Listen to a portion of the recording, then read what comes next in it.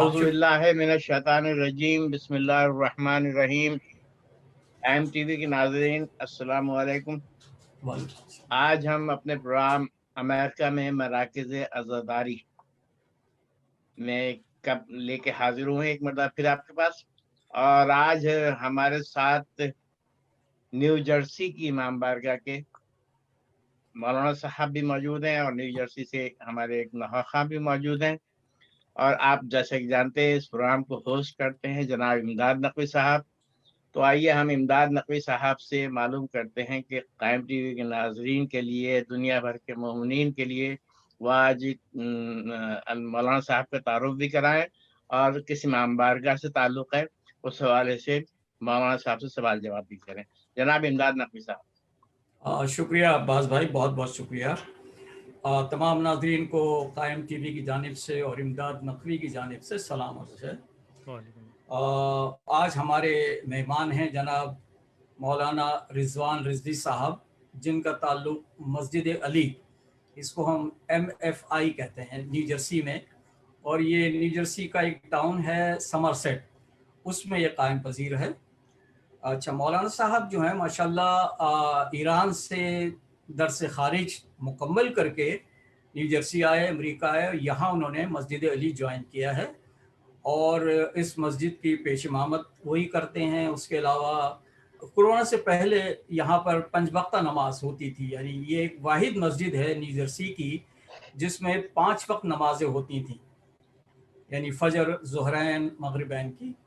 اور مولانا صاحب جب سے اس میں آئے ہیں تو ماشاءاللہ کافی اچھی یہ نوجوان عالم ہیں ہمارے، بیک اردو میں، انگریزی میں تقریر کرتے ہیں، مجلسیں پڑھتے ہیں. اس مسجد میں خاص بات یہ ہے کہ یہاں پر اردو میں بھی مجلسیں ہوتی ہیں، فارسی میں بھی ہوتی ہیں اور انگلش میں بھی ہوتی ہے. اور ایک بڑی اہم بات یہ کہ اس میں سال میں ایک دفعہ شب بیداری ہوتی ہے جو بہت مشہور ہے.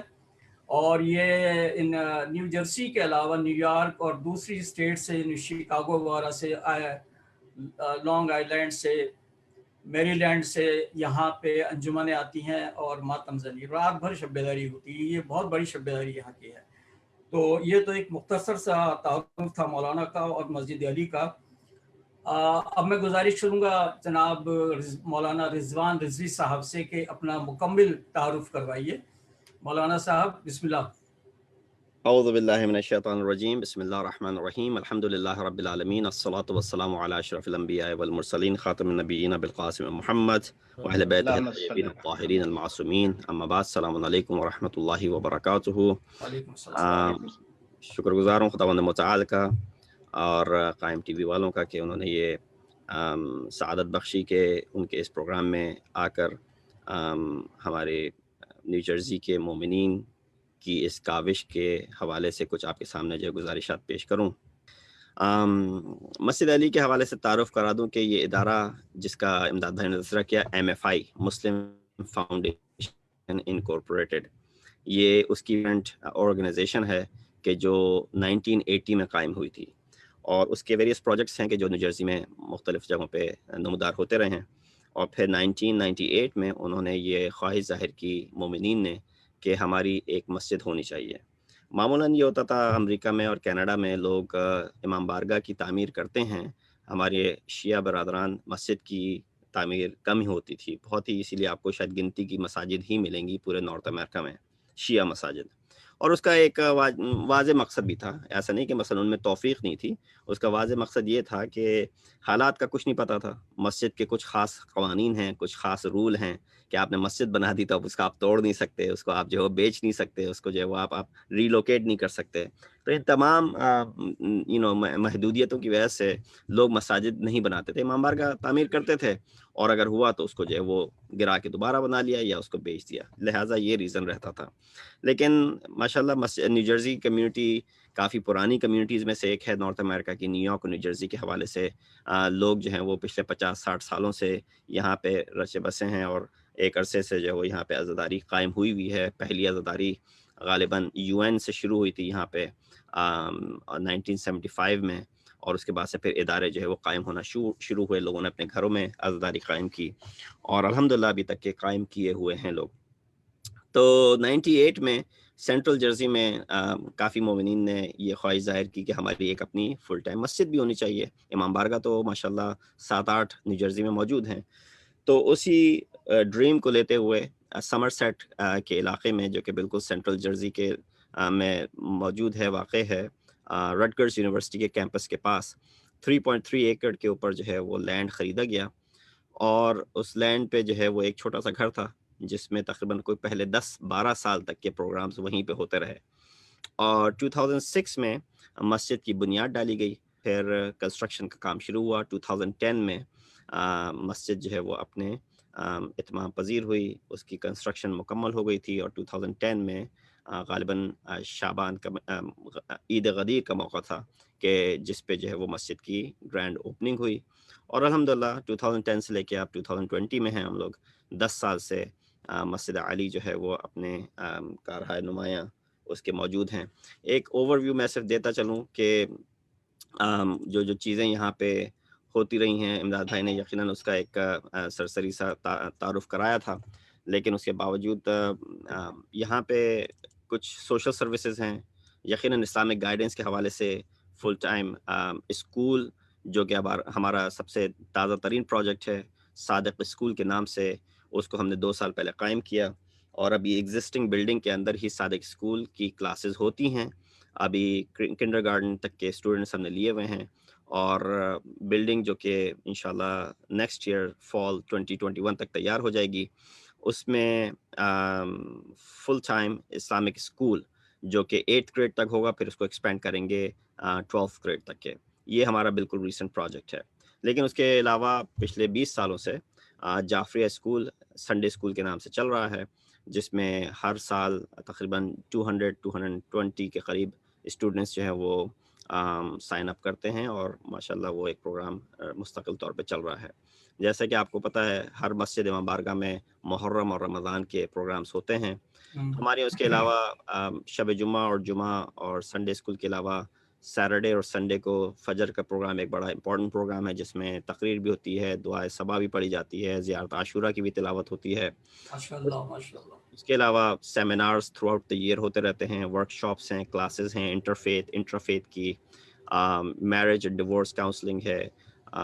ایک اور جو بڑا کام ہے اس مسجد کے توسط سے وہ ہے سوشل سروسز، جس میں ایک ہم نے سہم سعادت فنڈ اسٹیبلش کیا ہے. صدقہ فطرہ ڈسٹریبیوشن کا کام ہے کہ جس میں تقریباً سالانہ طور پہ ہم لوگ اسی سال تقریباً کوئی $100,000 کے قریب لوگوں کی مدد کے لیے ہم لوگ مدد کر چکے ہیں. مسجد کے توسط سے آف کورس لوگوں کی ڈونیشنز آتی ہیں اور لوگوں کی اس سے مدد ہوتی رہتی ہے. جزاک اللہ. خواتین کا پروگرام بھی ہیں، مردوں کے الگ پروگرام ہیں، بلڈ ڈرائیو ہوتی ہے، ہیلتھ فیئر ہوتا ہے، چونکہ کافی ڈاکٹرز انوالو ہیں. پھر مسجد کے لیے یہ تھا کہ صرف یہی نہیں کہ عبادت کے لیے، بلکہ لوگ اپنے تمام کے تمام کام جو ہیں وہ مسجد ہی میں انجام دیں. تو لہٰذا بینکویٹ ہالز بھی اس میں اسی وقت تعمیر کیے گئے تاکہ لوگ اپنے خوشی کے جتنے بھی پروگرامز ہیں، شادی بیاہ کے پروگرامز ہیں، وہ بھی مسجد میں کریں. غسل کفن بیریل سروسز جو ہیں وہ فری آف کاسٹ ہیں. نہ صرف یہ کہ ہم یہاں پہ امریکہ میں رہتے ہوئے، کینیڈا میں رہتے ہوئے اس طریقے سے جس طریقے سے بیک ہوم مجالس اور عزاداری اور ہمارے عبادتوں کا سلسلہ ہوتا ہے، میں سمجھتا ہوں کہ میں نے چونکہ ایران میں بھی زندگی میری رہی، تقریباً 7 سال رہا، عراق میں بھی، سیریا میں بھی، پاکستان میں پلے بڑے ہم. تو میں یہ سمجھتا ہوں کہ یہاں پہ رہتے ہوئے جو کنیکشن ہے لوگوں کا امام بارگاہ اور مساجد سے، وہ شاید پاکستان اور انڈیا میں رہتے ہوئے بھی نہیں ہوتا. اور مسجد کی بنیاد یہی تھی کہ اس میں وہ سارے کام کیے جا سکیں. مثلاً اعتکاف، سمجھا جاتا ہے کہ مثلاً اعتکاف کا تعلق شیعوں سے کچھ نہیں ہے، لیکن ایسا نہیں اعتکاف جو ہے وہ ایک بڑی عبادت ہے جس کے اوپر رسول اللہ جو ہے وہ رمضان کے آخری 10 دن اعتکاف میں بیٹھا کرتے تھے. تو مسجد کی تعمیر کے بعد سے الحمدللہ ہر سال رمضان کے دوران مسجد علی میں اعتکاف کا انتظام بھی ہوتا ہے، جس میں مومنین بہت بڑی تعداد میں تو نہیں، لیکن یہ کہ بہرحال جو لوگ ڈیڈیکیٹ کر سکتے ہیں اپنے آپ کو 3 دن کے لیے یا 5 دن کے لیے یا 10 دن کے لیے، کچھ لوگ 10 دن کے لیے بھی مسجد میں قیام پذیر رہے، اور انہوں نے یہ بڑی مہم عبادت ہے جو کہ اعتکاف کی ہے، وہ بھی انہوں نے یہاں پہ سر انجام دی. تو اس کے علاوہ ہمارے جو ہے وہ دعویٰ اور پروپیگیشن کی مختلف ایکٹیویٹیز ہیں کہ جو چل رہی ہیں، جس میں مسجد کی ویب سائٹ ہے اپنی، کوارٹرلی ایک نیوز لیٹر ہے جو نکلتا ہے، مختلف اسکولز اور یونیورسٹیز جو ہیں وہ وزٹ کرنے کو آتی ہیں. اب میں یہ بات کوئی فخری انداز میں نہیں کہہ رہا، لیکن معمولاً ہوتا یہ کہ ہمارے جو ہاؤسز آف ورشپ ہوتے ہیں، جو ہمارے ادارے ہوتے ہیں، ان کے معمولاً ان کی کنسٹرکشن ہوتی ہے، یا مثلا ان کے ہالز میں دوسروں کو لاتے ہوئے ہمیں کبھی کبھی جو ہے وہ شرمندگی ہوتی ہے کہ مثلا کہاں بٹھائیں گے، کیسے بٹھائیں گے، پریزنٹیبل نہیں ہوتے. تو آئی تھنک اس چیز کو کافی ایلیمینیٹ کر دیا اس چیز کو کہ ماشاءاللہ ہر سال مختلف اسکولز، یونیورسٹیز کی کلاسز جو ہیں وہ مسجد کو وزٹ کرنے آتی ہیں. رٹکرز یونیورسٹی ہے، رائڈرز یونیورسٹی ہے، پیننگٹن اسکول ہے، ہائٹس ٹاؤن ہائی اسکول ہے، مختلف یہ ہیں 4-5 جو میں نے بھی آپ کے سامنے نام لیے. یہ باقاعدہ ہر سال یہ لوگ اپنی ورلڈ ریلیجن کی کلاس کو لے کے آتے ہیں مسجد میں، جو ہے وہ آ کے ان کو جو ہے وہ ایک ٹور دیا جاتا ہے. اور بچے، جس میں بہرحال ہر طرح کے لوگ ہیں جو آتے ہیں، اور اس مسجد میں جو ہے وہ آ کے ان کو ایک ٹور دیا جاتا ہے، اور وہ فرسٹ ہینڈ انفارمیشن مسجد کے حوالے سے اور اسلام کے حوالے سے ان کو پیش کی جاتی ہے. جزاک اللہ.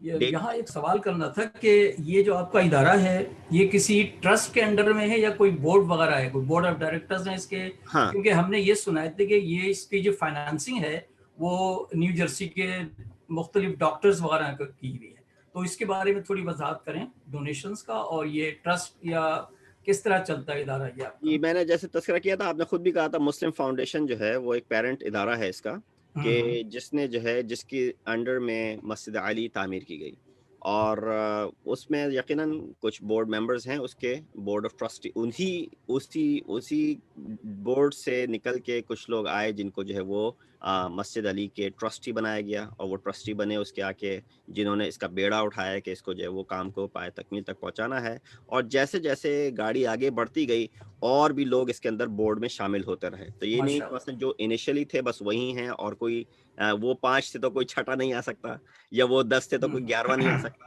نہیں، اتفاق سے وہ شروع میں 7-8 تھے، تو اس میں جو ہے وہ گاڑی بڑھتی گئی آگے، اور کچھ لوگ جنہوں نے بہت ڈیڈیکیشن دکھائی، آگے بڑھے ہر لحاظ سے اس میں، تو انہوں نے بعد میں آ کے جوائن کیا، اور ایکچولی اب وہ جو ہیں وہ بورڈ آف ٹرسٹیز بھی ہیں، اور وہ بورڈ آف ڈائریکٹرز کے حصے بھی ہیں. اور اس میں پھر یہ ہوتا ہے کہ ظاہر سی بات ہے، ایک ٹرسٹ ہے جو کہ ٹرسٹیز ہیں، اس کے علاوہ ایک ایگزیکٹو کمیٹی ہوتی ہے کہ جو daily day to day programmes کو، افیئرس کو رن کرتی ہے. تو اس میں جو ہے وہ آپ کے پریزیڈنٹ ہیں، جو وائس پریزیڈنٹ ہیں، اور سیکرٹری ہیں، ٹریجرر ہیں، جو کہ ان تمام امور کو جو ہے وہ اسموتھلی، تاکہ سارے لوگوں کے کام جو ہیں وہ انجام دیتے رہیں. ہر سال ایک آڈیٹنگ رپورٹ بھی آتی ہے، AGM ہوتی ہے، جس میں جو ہے وہ سب ٹرانسپیرنسی ہوتی ہے کہ کتنے فنڈز آئے، کتنے فنڈز جو ہے وہ ڈسٹریبیوٹ ہوئے، کہاں کہاں خرچ ہوئے، کیا کیا ایلوکیشنز رہیں اس کی، وہ سارا جو ہے وہ رپورٹ پبلک ہوتی ہے بیسکلی، اس کو جو ہے وہ شیئر کیا جاتا ہے. الحمدللہ مسجد علی جو ہے وہ کسی ایک فرد یا شخص کی کے ذیل میں نہیں ہے، ملکیت نہیں ہے، بلکہ اٹس ادارہ، ایسا ادارہ ہے کہ جو نیو جرسی کا ہر مومن کہہ سکتا ہے کہ میری کنٹریبیوشن ہے اس ادارے میں، میں جو ہوں یہ میرا ادارہ ہے مثلا.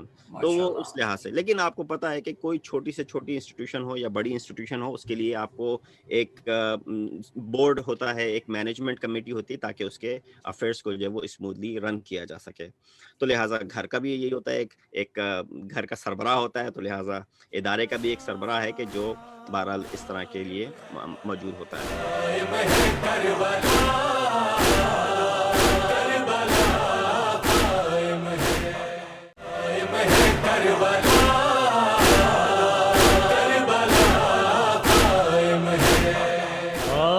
غربت زہرا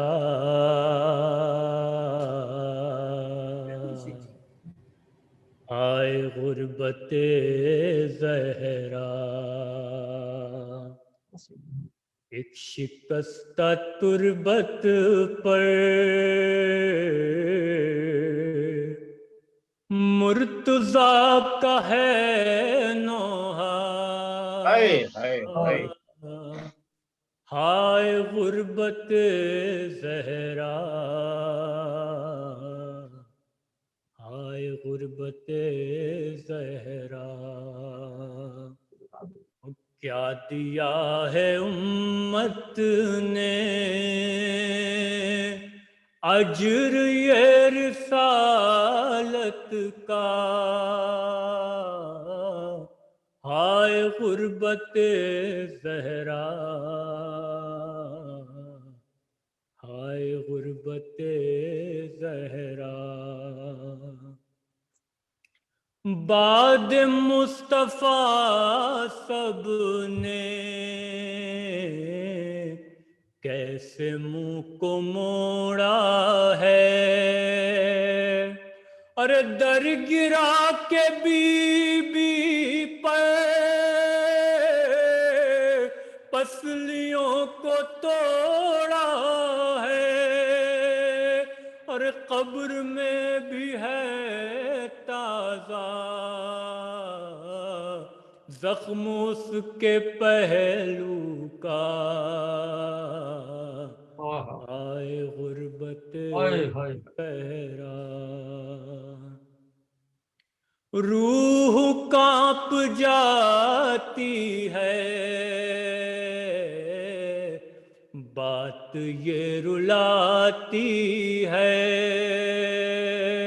اور ان مدینے والوں کو نیند کیسے آتی ہے، اور پتھروں میں سوتی ہے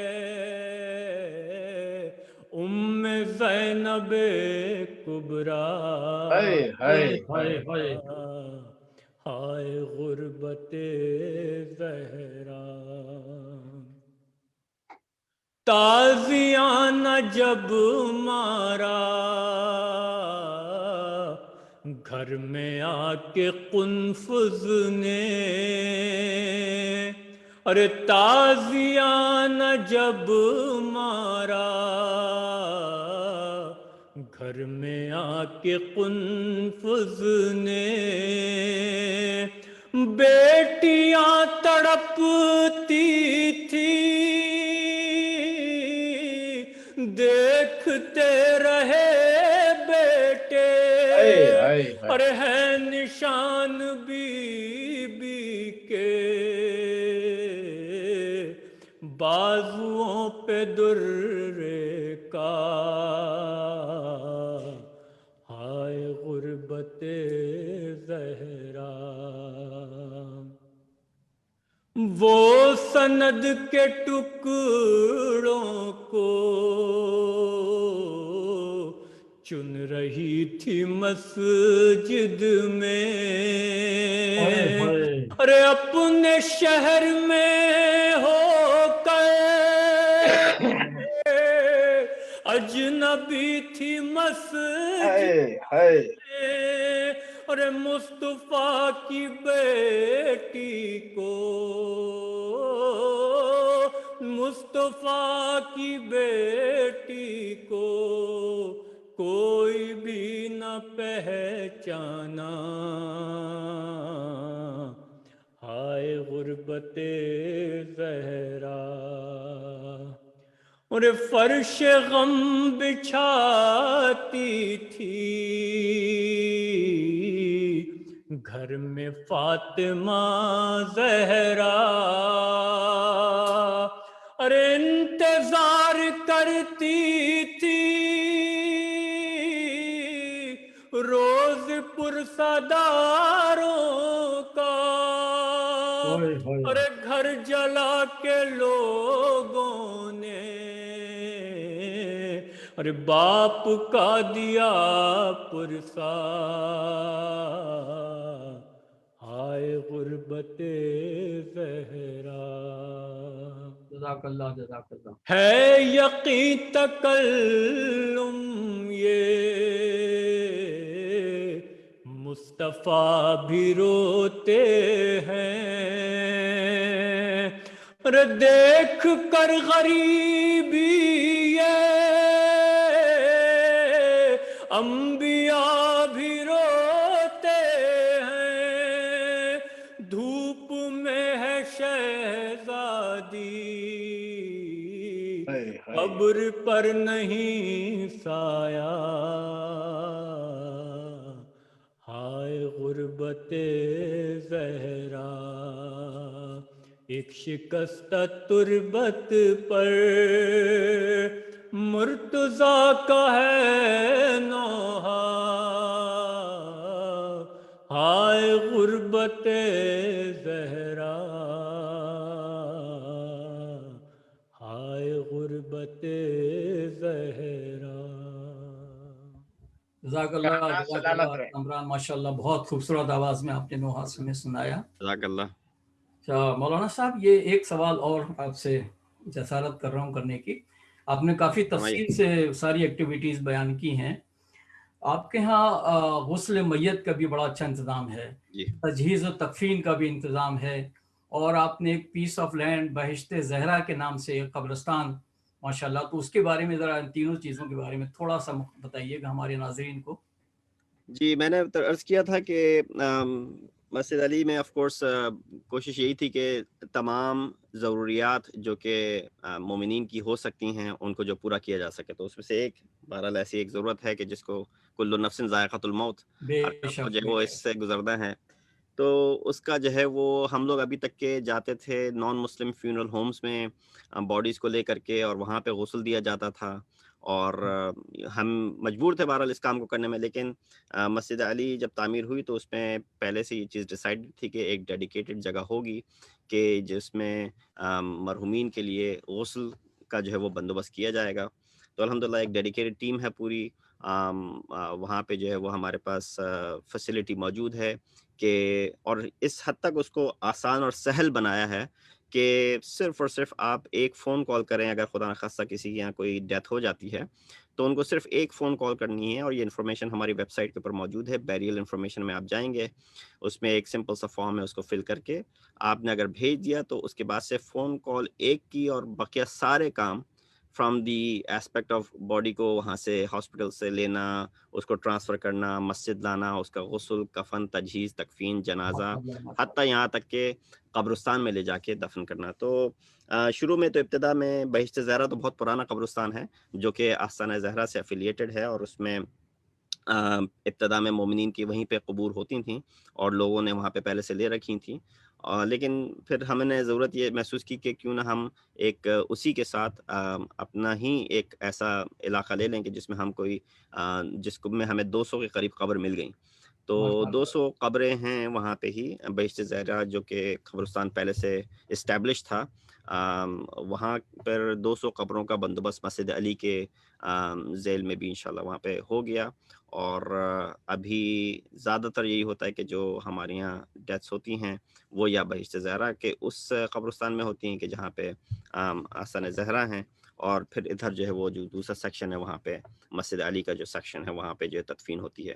तो कहने का मकसद ये है कि ये एक बड़ा डिफ़िकल्ट प्रोसेस होता है, मुश्किल मरहला होता है लोगों के साथ।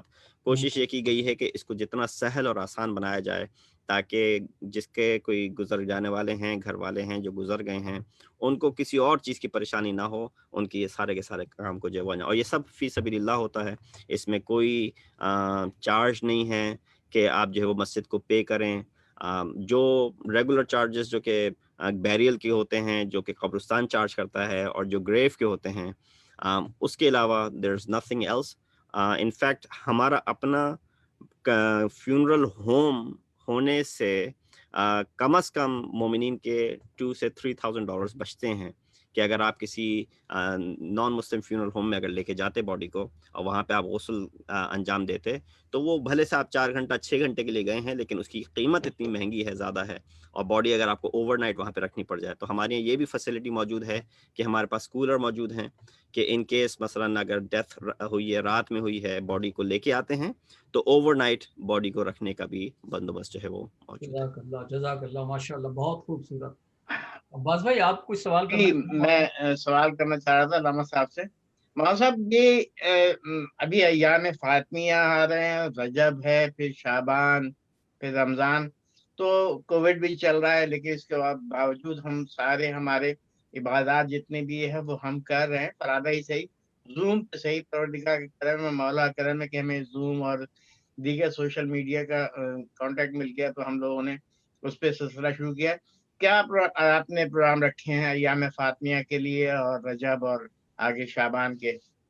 आपसे कह रहे हैं कि खुदा का शुक्र है कि ये वसीला भी था, और अज़ादारी का सिलसिला किसी भी तरह मुनक़ता नहीं हुआ, अल्हम्दुलिल्लाह। اور تقریباً مڈ مارچ سے مسجد علی میں جتنے بھی یہ مین ایکٹیویٹیز تھیں وہ سب معطل ہیں. ہاں غسل کفن تو چل رہا ہے اور فرادہ نماز کے لیے مسجد کھلی ہوئی ہے، لیکن جتنے بھی جشن تھے، جتنے بھی مجالس تھیں، وہ سب کی سب جو ہیں وہ ورچولی کی جا رہی ہیں. حتیٰ محرم الحرام میں بھی کافی یہ ایک نیا یونیک ایکسپیرینس رہا لوگوں کے لیے. لیکن اس کے باوجود ہمارے یہاں جو اسپیکر آئے تھے شکاگو سے، مولانا امیر مختار فائزی صاحب، وہ تشریف لے کے آئے اور مجالس جو ہیں وہ مسجد کے ہال سے ہی ٹیلی کاسٹ ہو رہی تھیں. تو یہ یہ نہیں تھا کہ ساری چیزیں ہی ورچوئل ہو رہی ہیں، بلکہ اس کا جو پورشن تھا کہ مسجد کے اندر ہی، یعنی ایک یہ مسجد کا ہال ہے جو میرے پیچھے آپ کو دکھ رہا ہے، اور اسی طرح ایک امام بارگاہ کا ہال ہے جہاں پہ ہمارے یہاں مجلسیں برپا ہوتی ہیں. تو اس میں جو ہے وہیں پہ سیٹ اپ سارا لگا ہوا تھا. 10-12 مومنین جو کہ بالکل اسینشیل تھے، کہ جو نوحہ خان ہو گئے، مرثیہ خان ہو گئے، جو پڑھنے والے ہوتے تھے وہ لوگ تشریف لاتے تھے، ماتمی کچھ آتے تھے، اور جو آڈیو ویژول والے تھے وہ لوگ تشریف لاتے تھے، اور پروگرام کو وہیں سے بہترین انداز میں ٹیلی کاسٹ کیا گیا فار دا فرسٹ 12 نائٹس. 12 دنوں تک یہ چلتا رہا سلسلہ. پھر اس کے بعد سے جو ویکینڈ کی مجالس تھیں وہ کی ساری پھر ورچوئل رہیں. زیادہ تر ہمارے اسپیکرز جو تھے وہ جن سے ہم نے وعدے لیے ہوئے تھے پہلے سے، وہ کوئی کینیڈا میں تھے، کوئی عراق میں تھے، یا کہیں پاکستان میں تھے، یا انڈیا میں تھے. مولانا شہنشاہ نقوی صاحب نے جو ہے وہ ہمارے یہاں 4 مجلسیں پڑھی تھیں، امام زین العابدین علیہ السلام کی شہادت کی. اس کے علاوہ دیگر علماء جن سے ہم نے پہلے سے وعدے لیے ہوئے تھے، تو ظاہر سی بات ہے وہ آ تو سکتے نہیں تھے، تو پروگرام سارے کے سارے ورچوئل رہے. اور اس کے علاوہ بھی پھر اب جتنے بھی ربیع الاول سے لے کے اب تک کے جشن ہوئے ہیں، اس میں یا تو کوئی اسپیکر باہر والا تھا یا میں ہی خود تقریر کر رہا تھا. تو وہ سارے پروگرام جو ہیں وہ زوم کے ذریعے ہی ورچولی انجام پا رہے ہیں. تو پروگرامز جو ہیں وہ ابھی فی الحال، چونکہ دوبارہ یہ سیکنڈ ویو آئی ہے کووڈ-19 کی، اور اس کی وجہ سے تھوڑا سا ارادہ تھا ہمارا کہ نومبر کے اینڈ میں مسجد کو پارشلی کھولنے کا، کہ جس میں جو گورنمنٹ کی طرف سے جو ہمیں چھوٹ ملی ہوئی ہے کہ 25% کیپیسٹی کو آپ مسجد میں لا سکتے ہیں اور اجازت ہے. ارادہ یہی تھا کہ اس 25% کیپیسٹی کو یوٹیلائز کرتے ہوئے مجلس اور ماتم اور دوسرے دیگر پروگرامز کو جو ہے وہ ریزیوم کیا جائے. لیکن یہ سیکنڈ لہر جو آئی ہے اس کی وجہ سے تھوڑا سا سیٹ بیک ہوا. انشاءاللہ دوبارہ اس کو ری اسیس کریں گے اور دوبارہ سے جو ہے وہ اس کو پروگرامز کو انشاءاللہ آن سائٹ. آپ کی بات درست ہے، یہ سیکنڈ ویو بہت خطرناک ہے، اور جو یہاں کینیڈا میں بھی گورنمنٹ نے کچھ پرسنٹیج رکھی تھی، لیکن ہمارے علماء نے اور منظمین نے بہت اچھا فیصلہ کیا کہ بالکل بند کر دیے، اور یہ سیکنڈ ویو سے بہت نقصان ہو رہا ہے. تو میرا اس میں ایک تھوڑی سی مختصر سی بات کرنا چاہوں گا کہ آپ کیا سمجھتے ہیں کہ جو ہم نے عزاداری کے مراکز قائم کیے ہیں یا مساجد قائم کیے ہیں، وہ ہماری نئی جو نسل ہے کینیڈا امریکہ کی، وہ ان کے لیے سود مند ہے، یا آپ یہ سمجھتے ہیں کہ کوئی فائدہ نہیں ہو رہا، یا فائدے ہیں اور لوگ آگے بڑھ رہے ہیں؟ تو ہم کیا میسج پہنچا پا رہے ہیں اپنی نئی نسل کو، آنے والی نسل کو؟ دیکھیے یہ انسان جتنی جلدی ہو سکے اس چیز کو ریئلائز کرے. ہم لوگ ابھی تک کے بہت سارے جگہوں پہ ابھی اسی ڈیبیٹ میں لگے ہوئے ہیں کہ پروگرام اردو میں ہوں یا انگلش میں ہوں. جی اور زیادہ تر کیونکہ کوئی لڑائی نہیں ہے اردو اور انگلش کی، ہر دونوں زبان کی اپنی اپنی افادیت ہے. اردو کی بہت افادیت ہے اور لازمی ہے.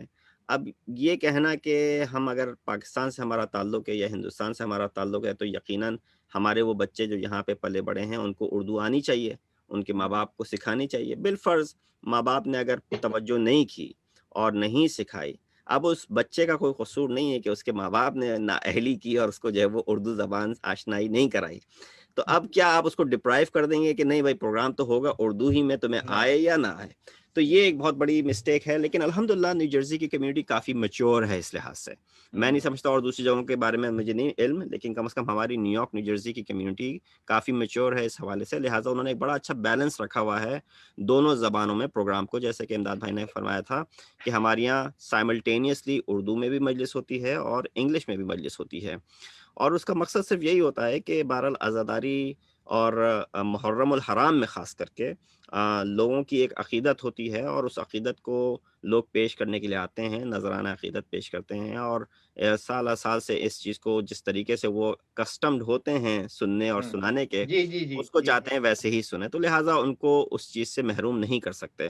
بے شک ہماری کوشش یہ ہوتی ہے کہ دونوں گروہوں کو مستقل پورے طریقے سے بھرپور طریقے سے ان کو جو ہے وہ مستفید کیا جا سکے. تو لہٰذا اردو کے پروگرامز بھی ہوتے ہیں, انگلش بھی ہوتا ہے. آئی تھنک یہ ایک ڈبیٹ تھی کوئی آج سے 10 15 20 سال پہلے تک, جو لوگ ابھی بھی کچھ لوگ اسی میں پھنسے ہوئے ہیں. آئی تھنک نئی جوان نسل کو اگر ان کی زبان میں دین مبین اسلام اور تعلیمات اہل بیت علیہ السلام کسی زبان کی محتاج نہیں ہے. اگر دیکھا جائے تو تعلیمات اہل بیت تو اوریجنلی عربی میں ہے, ہم سب تو عربی سے بے بہرا ہیں, عربی ہمیں آتی نہیں ہے. تو لہٰذا آپ زبان کی بحث میں الجھ جائیں گے تو آپ اپنی نسل کو کھو بیٹھیں گے, اور ان کو پھر دوسری جگہوں سے اگر وہی چیز مل رہی ہے لیکن غلط مل رہی ہے تو لہٰذا پھر جو ہے وہ آپ اپنی نسل کو کھو بیٹھیں گے. تو لہٰذا کوشش یہ کی جائے کہ جو جس طریقے سے ہو سکے ان کی نیڈس کو کیٹر کیا جائے. ہم یہ نہیں کہہ رہے کہ فارمیٹ کو تبدیل کیا جائے, مجلس اعضا ویسے ہی ہوتی رہے گی جیسے ہوتی آئی ہے, اس کا وہی فارمیٹ رہے گا, وہی سوچ, سلام, مرثیہ, مجلس, نوحہ, ماتم. اینڈ آئی تھنک ہماری جوان نسل نے, چونکہ اس کے اندر ایک ایسی چاشنی ہے کہ یہ 1400 سال سے سلسلہ چل رہا ہے, بھلے کتنی ہی نسل ہو, نیا دور آ جائے, وہ نئے دور کے ساتھ ساتھ یہ چیز اپنی چاشنی ایسی رکھتی ہے کہ لوگ اس کو خود ہی اٹریکٹ ہوتے ہیں اور خود ہی اس کی طرف آتے ہیں. آپ دیکھیے کتنے ہمارے جوان ہیں بچے کہ جو اس کی طرف مائل ہوئے, وہ گئے, انہوں نے جا کے تعلیم حاصل کی, علم دین حاصل کیا, اور آ کے اب تقریریں کر رہے ہیں. اسی طرح بچے ہمارے جنہوں نے جو ہے وہ یہ نوحہ خوانی شروع کی, اردو زبان میں نوحے بھی پڑھتے ہیں, فارسی میں بھی نوحے پڑھتے ہیں, انگلش میں بھی نوحے پڑھتے ہیں, ہر زبان میں نوحے بھی پڑھ رہے ہیں, گجراتی میں بھی نوحے پڑھتے ہیں. تو بہرحال ہمارے بچوں نے اس چیز کو, عزاداری کو, جس طریقے سے ٹریڈیشنلی ہوتی آ رہی ہے اس کو تو انہوں نے اڈاپٹ کر لیا ہے. لیکن میں سمجھتا ہوں کہ اس کے ساتھ ساتھ اور دوسرے جو میڈیمز ہیں ان کو نگلیکٹ کرنے کی ضرورت نہیں ہے. یہ بہت زبردست انسٹیٹیوشن ہے, اس کو بھرپور اپنے اس کی ایک تقدس ہے, اس کو برقرار رکھتے ہوئے انجام دیتے رہیں. لیکن اس جوان نسل کے لیے اگر کچھ اور میڈیمز اور پلیٹ فارمز ہو سکتے ہیں تو ان سے گریز نہ کیا جائے. مثلا اگر ورک شاپس ہو سکتی ہیں, سیمینارز ہو سکتے ہیں, جس چیز کے وہ عادی ہیں, جو اسکول کالجز میں معمولاً وہ لوگ سیمینارز اور ورک شاپس کو اٹینڈ کرتے ہیں اور وہ فائدہ مند ہوتی ہیں ان کے لیے, تو کیوں نہ ہم اپنے اداروں میں بھی محرم اور رمضان اور ان سے ہٹ کے دیگر مہینوں میں ہم سیمینارز کا انعقاد کریں, کہ جس سے جو ہے وہ آ کے ان کو وہ جو ضرورت کی چیزیں ہیں, کہ جو اکثر چیزیں ہم ممبر سے بیان بھی نہیں کر سکتے, بہت ساری ایسی چیزیں ہیں کہ جو ممبر کے تقدس کے خلاف ہے, اس کو جو ہے وہ آپ ممبر سے بیان کرتے ہوئے گریز کرتا ہے انسان. لیکن وہ ضرورت بھی ہے کہ اس بچے کو سمجھانا بھی ہے اس چیز کو. تو اب ایسا تو نہیں ہو سکتا کہ ہم ممبر کی لمیٹیشن ہے وہاں پہ نہیں بیان کر سکتے تو اس کو بیان ہی نہ کیا جائے. نہیں, تو دوسرے ایسے پلیٹ فارمز ہیں کہ جس کو انسان استعمال کرے اور ان کی ضروریات کو پورا کرتا رہے. آئی تھنک یہی اسی میں جو ہے وہ سبیل النجات ہے. آپ سلامت رہے قبلہ. میں بھی اسی سوچ پہ بات کرتا ہوں, اسی سوچ کے حوالے سے لوگوں سے بات کرتا ہوں کہ نہیں, ہم نے ایران عراق میں دیکھی, ہم نے افریقہ کی عزاداری دیکھی, قریب سے دیکھی. عزاداری وہی ہے, بس انداز الگ الگ ہے. تو وہی اردو میں اگر انداز الگ ہو گیا تو اب ہم نے مسلسل جو ہجرت کی ہے, یا عرب سے شروع ہوئے اور ایران, افغانستان یہ سے ہوتے ہوئے, انڈیا سے ہوتے ہوئے, پاکستان سے ہوتے ہوئے اب یہاں آ گئے, تو ہمیں یہاں کے مطابق کلچر کو اور اپنے مذہب کو نوجوان نسل تک پہنچانا ہے. تو انگلش میں سیمینار, ورکشاپ, ڈبیٹ رکھیں, بات چیت رکھیں, ان کے آپ جو ہے وہ آڈیو ویڈیو ویژولز بنوائیں اور آرٹ کے ایگزیبیشن رکھیں. اس حوالے سے ایک بہترین آئیڈیاز ہیں جس پہ آپ کام کر رہے ہیں. ابھی آپ نے بڑی خوبصورت گفتگو کی ہے, لیکن ہم چاہتے کہ مزید گفتگو کرتے, لیکن ہمارے پاس وقت محدود ہے. سید رضوان صاحب, میں معذرت ہوں, ہم انشاءاللہ پھر آئندہ بھی آپ کے ساتھ گفتگو کریں گے, کیونکہ ہم یہ سلسلہ مسلسل رکھیں گے کہ جتنے بھی عزاداری کے مراکز ہیں وہ دنیا کے سامنے لائے جائیں, اور آپ جیسے بہترین زرخیز ذہن کے مالک اور علمی شخصیات سے دنیا کو متعارف کرایا جائے. امداد بھائی, اب آپ تھوڑا سا اختتام کی طرف.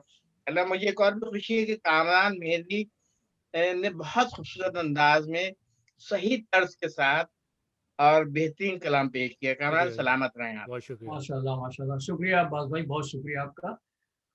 تعارف کراتے ہوئے ایک چیز کی کمی مجھ سے رہ گئی. مولانا صاحب جو ہیں ماشاءاللہ ہمارے مولانا تلمیذ الحسنین رضوی صاحب کے چھوٹے فرزند ہیں, अल्लाहु अकबर, हैदराबाद के अल्लामा तिलमीज़ साहब। बिल्कुल भूल गया उनका नाम। मौलाना तिलमीज़ हसनैन साहब जो हैं वो हमारे हैदराबाद से। ज़हरा के रेजिडेंट आलिम हैं और कई जी सालों जनाब, अल्लामा मौलाना तिलमीज़ साहब को हमने हैदराबाद में कदम काए मौला अली पे बहुत सुना है। जी जी। अच्छा माशाल्लाह। हाँ, मजालिस बहुत सुनी है। हाँ, ये तो बहुत खुशी की बात है कि मेरी आप विलादत तिलमीज़ भी साहब हैदराबाद की है, मेरी विलादत भी हैदराबाद की है और शुरू के 10-11 साल में हैदराबाद में ही रहा हूँ। अच्छा तिलमीज़ साहब का बहुत बुलंद मर्तबा, बहुत बुलंद मुकाम, और गुफ्तगू इतनी अच्छी सादा अंदाज में करते थे, सीधे सादे अंदाज में, कि जितने मोमिनीन वहाँ ज़ाहिर से मिक्स बैठा होता था, सिंधी अभी ज़ुबान बोलने वाला, उर्दू ज़ुबान बोलने वाले, पंजाब के लोग, सब तक वो प्रॉपर मैसेज पहुँचता था उनकी मजलिस का।